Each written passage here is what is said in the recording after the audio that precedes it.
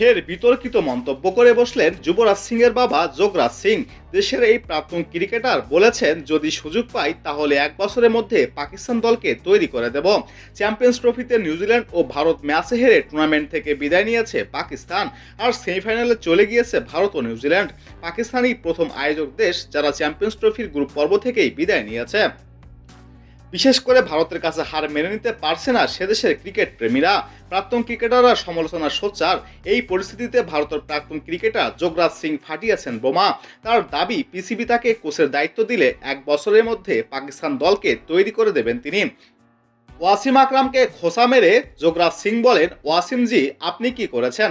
ধারাভাষ্য দিচ্ছেন আর টাকা রোজগার করছেন। দেশে ফিরে গিয়ে ক্রিকেটারদের নিয়ে শিবির করুন।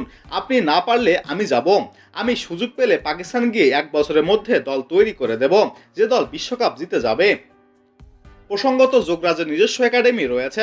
শচীন পুত্র অর্জুনও একসময় যোগরাজের একাডেমিতে ছিল। তবে যোগরাজের আন্তর্জাতিক কেরিয়ার দীর্ঘায়িত হয়নি। দেশের হয়ে একটি টেস্ট ও 6টি একদিনের ম্যাচ খেলেছিলেন যোগরাজ।